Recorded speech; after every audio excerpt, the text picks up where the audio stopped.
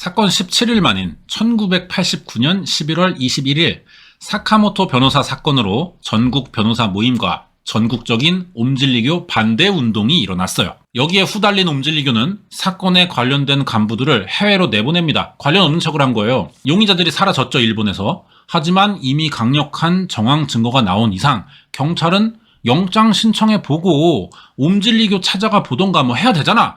근데 여기서 씨발 무능한 짓을 해. 자, 먼저 하나 짚어보고 넘어갈게요. 일본은 왕이 있는 나라죠. 덴노라고 부르는데 실질적으로 일본을 통치하진 않아. 상징적으로만 존재하는 거죠. 실제로 나랏일은 수상과 내각이 처리합니다. 표면적으로는 입헌군주적 자유민주주의와 자본주의를 따라가요. 그렇기 때문에 정치적 자유라는 개념으로 여러 정치 세력을 인정해주고 있습니다. 일본 사회가. 이게 약간 모순적이긴 한데 일본의 정당 중에는 만인은 평등하다면서 마르크스와 마오쩌둥, 중국의 마오쩌둥의 사상을 이으려는 공산당도 있긴 하다는 거예요. 왕이 있는 나라에서 모든 사람은 평등하다고 주장하는 공산당까지 존재하는 게 좀 모순적이긴 하잖아.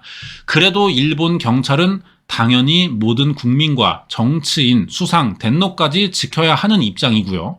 이러니까 어쩔 수 없이 일본은 공산당에 대한 거부감이 은근히 심해질 수밖에 없어요. 전반적으로 반공 기질이 좀 강한 편이라는 겁니다. 분위기가. 거기에 하필 이번 사건이 벌어지기 전에 일본 공산당 간부의 택배 도청 사건이 벌어지면서 공산당과 경찰이 심하게 대립 중이기도 했다는 거예요. 이런 불편한 관계는 예전에 알아본 아사마 산장의 그 적군파 사건 기억나시죠? 여기 링크해 둘게요. 그때부터 이어져 오고 있던 일입니다. 그래서 사이가 꽤 나빠요. 이 이야기를 갑자기 왜 했냐? 옴진리교에 살해된 사카모토가 인권 변호사죠. 사카모토가 소속된 로펌의 변호사 대부분이 자유법조단 소속이기도 해요. 이 자유법조단이 일본 공산당계 변호사 단체였다는 겁니다. 우리나라에서 인권 변호사는 좌파 계열 이미지가 좀 강하잖아요. 일본도 그런 경우가 있죠. 근데 사카모토는 공산당계 변호사였기 때문에 반공 기질이 강한 일본 경찰은 사카모토가 어떤 사람이고 무슨 일을 하는지 보다는 단순히 공산당 계열의 변호사라는 점 그 자체가 마음에 들지 않았다는 거죠. 그래서 제대로 된 수사를 해주지 않은 거예요. 우리랑 사이 나쁜 단체에 소속된 변호사니까. 사람 가려서 수사한다는 거지. 사카모토가 학생 때부터 공산주의 활동하다가 빚을 져 잠적했을 것이라는 추측으로 사건을 결론짓습니다. 그러자 옴진리교도 사카모토의 사망은 노동운동과 관련된 일이며 이 새끼들은 자기네들이 범행 인정을 안 할 거면 그냥 모르는 척 해버리면 되는데 계속 뭔가를 발표해. 노동운동과 관련된 일이며 현장에 떨어진 배지는 옴진리교가 벌어진 일로 꾸미기 위한 공산당계 내부의 사건 조작이라고 말을 바꿔서 다시 입장문을 발표했어요. 이 사건을 담당한 검사는 옴진리교의 범행이라고 판단은 했습니다. 근데 경찰의 반공 성향에 하필 용의자 소속이 종교단체인 옴진리교라는 점에서 수사가 쉽지 않았던 거예요. 이때 경찰은 일부러 그러는 건진 모르겠는데 옴진리교가 아니라 야쿠자가 범인이라고 의심을 했습니다. 그렇게 보이고 싶었던 거겠지. 이러다 수사를 포기했던 사건이에요. 사카모토 변호사 실종이. 정치적 관계를 떠나서 살인사건은 공정하게 수사해야 되잖아, 당연히. 근데 이런 병신짓을 하는 바람에 옴진리교만 이득을 본 거죠. 사카모토 변호사 가족 살해 사건은 일본 경찰의 대표적인 뻘짓거리였고요. 나중에 일어날 더 큰 사건에 빌미를 준 거나 마찬가지였어요. 이때 조졌으면은 옴진리교는 진작에 해체됐을 거예요. 여기에 큰 실수가 하나 더 있었죠. 언론사가 제보자에 대한 기밀을 유출했다는 겁니다. TBS. 언론사는 공정하고 투명한 방송을 해야 되잖아요. 그러면서도 결국은 사람들의 관심을 끌어서 이윤을 창출해야 되는 기업입니다. 이것 때문에 결국 언론사가 공정하고 투명성을 잃게 되기도 하는데 어쨌든 욕심이 생기잖아요. 돈 벌려면은. 더 자극적인 어그로 끌만한 방송을 시도하게 된다는 거죠. 그 전까지는 옴진리교가 사카모토 변호사와 직접 만날 방법이 없었어요. 이 사람 찾고 싶은데도. 그래서 소속된 로펌을 공격하는 수밖에 없었는데 TBS가 다큐 제작하면서 굳이 말할 필요도 없는 사카모토 변호사의 인터뷰 내용이 있다고 밝혔고 옴진리교는 이때 자기들의 진짜 적이 누군지 알게 된 거죠. 그래서 영상을 보여주지 않으면 방송 우리 노노한다 이런 말에 방송 역사상 어디에서도 하지 않았고 해서도 안 될 관계자도 아닌 사람들에게 촬영분을 방송 나가기도 전에 공개해버렸던 거고요. 오메 간부들은 애초에 이걸 보려고 방송국을 찾아갔던 것 같아요. 사카모토 변호사의 신상을 파악해서 거래하든지 말 안 들으면 제거하든지 결정할 생각이었던 거고, TBS가 시청률 욕심으로 보도 원칙을 깬 결과가 사카모토 변호사 일가족의 살해였던 겁니다. 여기서 TBS가 일을 더 키워요. 빨리 대처하고 뭐 사과문이라도 냈으면은 욕을 먹긴 하겠지만 그나마 좀 나았을 텐데 자기네들은 아예 모르는 일이래. 상관도 없다면서 선을 그은 겁니다. 이걸 다른 방송사에서 가만히 둘 리가 없잖아요. 경쟁사인데. TBS가 제보자인 사카모토 변호사의 신상을 옴질리교에 유출해서 온 가족이 살해당했다고 보도를 때린 겁니다. 그러자 TBS는 과실을 인정하고 담당자 해고하면서 나름의 책임을 지긴 했는데 사람들 마음이 어디 씨발 책임졌다고 가만히 있겠냐고 한동안 개욕 처먹었어요. 그러면 이 사이에서 개꿀반 옴질리교는 그 뒤로 어떻게 하느냐? 경찰과 TBS가 욕먹느라 오히려 이미지가 상승해요. 사건의 실체가 드러나지 않는 이상 약간은 억울해 보이는 입장처럼 비춰지겠죠. 그러면서 이왕 방송 한번 탄 거 더 적극적으로 출연하기 시작합니다. 옴질리교를 이제 방송으로 홍보하는 거예요. 이때 가장 권위 있던 종교학자 중에는 옴질리교를 호의적으로 보면서 돈 받았는지 일본 정부와 경찰의 일방적인 종교 탄압을 당한 것이라고 좋게 포장해주기도 했고, 사건의 원흉인 새끼들인데 지네가 사건 저질러놓고 제일 이득을 봤어. 방송에서 어쨌든 호의적인 이미지 이제 호감작하고 유일한 방해물도 제거했죠. 여기에 일본 경찰의 개짓거리까지 삼신기 버프를 받아가지고 옴질리교는 중의원 의원 총선거에 진리당 후보로 이 사람을 내보내요. 사카모토 변호사를 살해한 범인 중 하나입니다. 오카자키라고. 옴질리교가 이때 이 사람뿐 아니라 사카모토 살해 사건에 관련된 간부 6명을 각각 지역 후보로 출마시켰어요. 개 사이코패스 새끼들인 거죠 이거. 근데 선거에 나간 이 오카자키가 갑자기 교단 돈 3억 엔을 가지고 잠적해버립니다.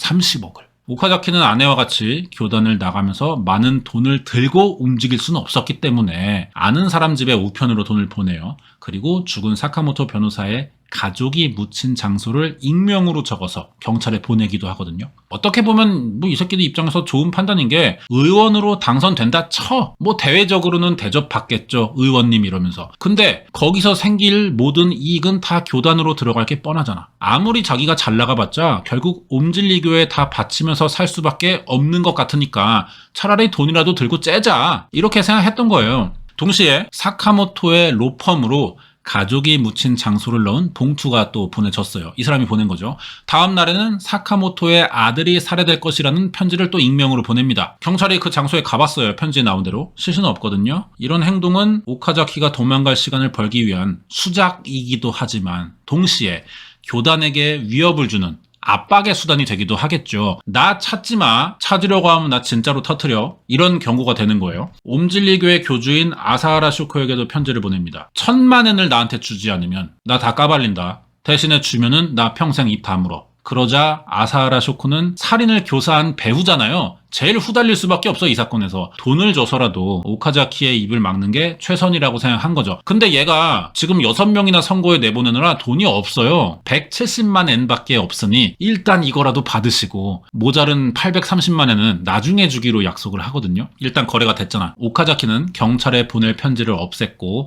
아는 사람에게 보냈던 3억 엔 중 일부를 대가성으로 주면서 대부분 회수했어요. 이렇게 이 사람은 편지 3번 보내고 2억 2천만 엔을 먹게 됩니다. 이렇게 대가리 좋은 새끼가 왜 애초에 사이비를 쳐 들어갔는지 난 잘 모르겠네. 자, 현금 조달이 이렇게 막혔어요. 진리당은 제대로 선거를 치를 수 없었고 고작 한 10,000표 정도 받아요. 이 10,000표도 후보 전원이 다 합쳐서 10,000표입니다. 낙선했고 전원 다. 사카모토 살해 사건의 범인인 오카자키는 이 사람 아무 피해 없이 옴질리교를 탈퇴하면서 아내와도 합의 이혼을 했어요. 오카자키 이 새끼가 난새끼인 게 여기서 또 멈추질 않아. 1000만 엔의 대가를 또 받고 언론사와 옴질리교의 문제를 밝히는 인터뷰도 하거든요. 이렇게 뽑아낼 거 다 뽑아낸 뒤 중국 여자와 재혼해요. 고향으로 내려가서 학원 차리고 살았습니다. 근데 이 새끼가 나중에 사건 6년 만에 갑자기 자수를 해요. 그 이야기는 나중에 나오고. 그러면서 사카모토 변호사 가족의 시신이 발견된 거죠. 6년 만에. 옴질리교는 6년 만에 혐의를 다시 받게 됐어요. 오카자키의 자수로 다 엮어버린 겁니다. 이 사람들인데 전부 사형 받거든요. 이 사건 때문만은 꼭 아니에요. 여러분이 옴진리교를 알게 된 그 사건 때문이고요. 오카자키가 그 사건을 보고 자수했던 거예요. 양심에 찔렸는지. 무슨 일이 있던 건지 이걸 이제 알아볼게요. 큰 거 온다. 끝까지 보자. 여기가 일본 남부에 가장 아래에 있는 섬 규슈라고 하잖아요. 구마모토현이라는 지역이 있어요. 여기 야츠시로시라는 지역에 마츠모토라는 가족이 살았거든요. 마츠모토라는 가족만 생각하면 돼요. 다다미 제작하는 집안이었고요. 가업을 받아서 가게를 연 사장님인데 마츠모토 아저씨가 평범한 가족이에요. 굳이 뭐 특징을 말하자면은 애를 9이나 낳았다는 겁니다. 이게 1950년대 이야기예요. 그 당시면 사실 뭐 9 정도 낳은 거 평범한 경우라고도 할 수 있는데 다담이 팔아서 아이 9을 키우기는 좀 어렵겠죠. 심지어 아이 중 3명은 눈이 안 보여요. 시대적으로 또 현대식 가옥이 막 들어설 때라 다담이 수요가 줄기도 했습니다. 엄청 가난했어요. 아이들을 제대로 가르칠 형편이 안 됐는데 다행히 애 중에 똘똘한 자식이 한 명 있었어요. 얘입니다. 1955년 3월 2일에 태어난 마츠모토 치즈오라는 7째예요. 애가 공부 욕심이 있어가지고 책을 많이 봤는데 얘도 어느 날부터 눈이 안 보여. 얘가 눈 안 보이는 셋 중 하나거든요. 다행히 맹인 학교에 들어가서 장학금으로 계속 공부를 할 수는 있었어요. 고3 때는 또 체격이 좋아가지고 키가 170에 한 80kg 나갔거든요. 유도부에 들어가서 운동도 꽤 한 거예요.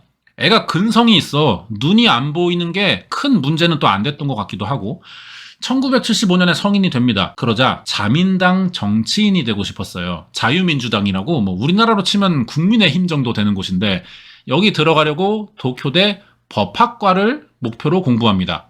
이 새끼 머리도 좋아. 눈만 보였으면 더 무시무시했을 거예요. 근데 생각보다 이 도쿄대 법학과가 씨발 말이 쉽지.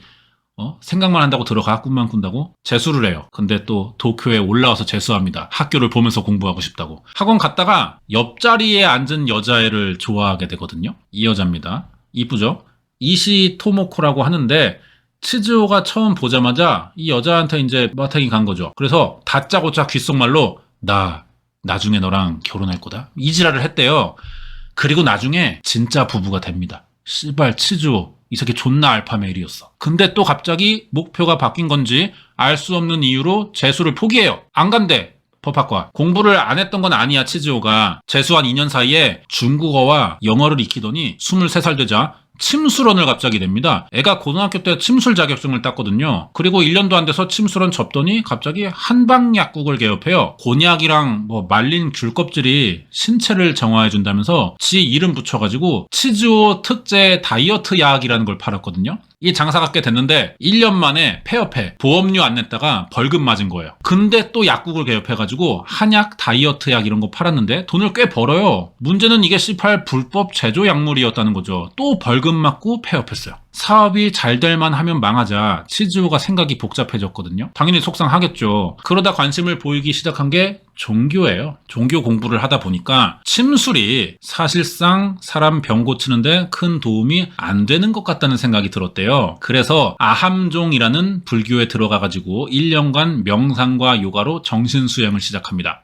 인생이 존나 다채롭죠. 그렇게 기도하다 보니까 시바라는 신이 있대요. 시바. 힌두교 최고 신인데 자기 앞에 시바가 나타나가지고 계시를 내리기도 했고 선도를 수행해 체내의 기를 막 순환시켜서 꼬리뼈부터 영적 에너지를 단번에 정수리로 뿜어져 나오게 하는 내단술이래 이게. 그리고 유체이탈과 초능력을 익힌 뒤 아함종을 탈퇴합니다. 치즈오가 이때 28이었어요. 뭐 실제인지는 모르겠죠. 그냥 지가 이렇게 말을 한 겁니다. 그리고 산에서 내려와가지고 도쿄에다가 심리학, 카이로프랙틱, 막 뼈소리 내는 거, 선도, 요가, 동양의학, 한방 등을 종합해 치료하는 봉황경림관, 뭐 짜장면집 같은데 이런 곳을 세웁니다. 요가 교실도 열었는데 이 요가 교실은 또 특이한 규정이 있어요. 여성 회원만 받았다는 거죠. 이 요가 교실이 점점 정상적이지 못한 느낌의 단체로 변질돼 가거든요. 요가 교실을 키워서 불교적 민주주의이면서도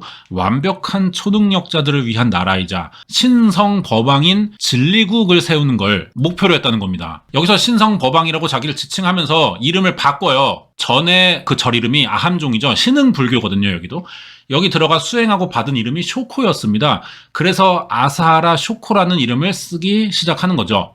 지금까지 옴질리교 교주인 아사하라 쇼코의 성장 배경 이야기한 거예요. 불교를 믿어서 그런지 산스크리트어로 AUM이라는 단어를 썼는데 창조가 A래요. 유지가 U, 파괴는 M을 뜻하는데 순환과 우주적 의미를 담았다 뭐 이지랄 하는 거겠지. AUM을 합하면 오음이라고 읽을 수 있거든요. 그래서 봉황경림관의 이름을 옴진리회로 이때 바꾼 겁니다. 이게 일본 역대 사이비 종교가 탄생한 순간이었어요. 옴진리교를 만든 이유는 아사하라 쇼코의 최종 목적이 자기 같은 초능력자들을 모아서 일단 지가 초능력자가 아닌데 샴발라라는 왕국을 세우려고 했대요. 교리가 간단합니다. 불교, 티벳의 불교, 힌두교, 기독교를 적절하게 섞어가지고 기본적으로는 번뇌와 해탈의 목적이 있고 유체 이탈 같은 초능력을 고행과 수행을 통해서 깨우침을 얻어 더 높은 차원으로 마치 이를테면 영적 세계로 스스로를 들여보내는 게 최종 목표래. 존나게 사이비죠. 사이비들은요, 정체를 숨기고 싶어 하잖아요. 다들 겉으로는 멀쩡한 종교 같은 짓을 해요. 정상적인 교회 포교, 홍보, 그리고 뭐 봉사, 예배 이런 단체 활동을 하거든요. 근데 얘네들은 그것도 안 해요. 혼자 수행하고 고행을 통해 해탈하고 다 혼자 해야 돼. 다 아이들이야. 그래서 초능력을 얻고 더 높은 단계로의 영적 레벨을 업그레이드 시키라고만 한다는 거죠. 이런 점은 개인 성향이 강한 일본 사람들에게 꽤 어울리는 방식이기도 했어요. 사이비 종교의 세력을 키울 때 갖춰야 할 점 중 하나가 스피커거든요. 예를 들면 사이언톨로지 같은 경우는 간판으로 내세우는 사람이 톰 크루즈예요. 이 사람을 보고 가입들 하는 거죠, 다. 유명하거나 학력 높은 사람을 홍보 모델로 써서 지네들의 신뢰도를 높이는 겁니다. 옴질리교도 이런 사람이 필요하겠죠. 그래서 공부 많이 하고 뭐 대학교 좋은 데 나오고 이런 사람들 노렸는데 솔직히 공부를 막 할 만큼 한 사람들이 콧대 존나 높은데 이런 데 들어오란다고 뭐 바로 가입해 주겠어? 이 사람들에게 대가를 주거나 속여야겠죠. 아사하라 쇼코는 속이기로 했어요. 그래서 아까 처음에 본 20세기 소년에 나온 그 공중부양을 보여준 겁니다. 이 장면이에요. 이게 사람 앞에서 실제로 보여준 것도 아니야. 공중부양을 한 사진을 보여준 거죠. 씨발 점프해서 찍었을지 알게 뭐냐고. 근데 이 사진을 보고 그 배웠다는 새끼들이 막 가입을 해. 무슨 옛날에 하두리 찍듯이 한 것 같죠? 근데 이 병신들에게는 쇼코가 진짜 공중부양한 것처럼 보였대요. 그렇게 믿어버린 거야. 그래, 믿는 것까진 좋아. 좋았어. 그렇다 치자고. 그럼 그 믿음으로 자기도 뭔가가 실제로 변한다든지 뭔가 현상이 생겨야 이 마음속 믿음이 계속 될 거 아니에요. 하지만 사입이니까 실제로 그렇게 만들 수는 없겠죠. 그래서 아사하라 쇼코는 그런 환각이라도 보여주려고 교단에 LSD 제조 공장을 만듭니다. 이 새끼도 실제로 LSD를 수시를 했고요. 신도들에게 몰래 먹여왔다는 거예요. 신도들이 어때? 어느 날 살면서 희한한 체험을 한 것처럼 느끼겠죠? 근데 사실은 이게 다 마약에 중독된 겁니다. 아사하라 쇼코는 이게 수행을 통한 영적 레벨의 상승이라고 거짓말을 한 건데 뭐 어떻게 해, 이미 중독자들인데. 쇼코의 말을 그대로 다 믿은 거예요. 중독되면 어차피 지들이 먼저 찾을 테니까 나중에는 굳이 LSD를 숨기지도 않았어요. 신도들은 자발적으로 먼저 돈까지 내가면서 계속 LSD를 찾았고 이 돈은 다 옴질리교의 교주, 이 새끼, 공중부양 새끼 아사하라 쇼코의 자금으로 들어갔던 겁니다.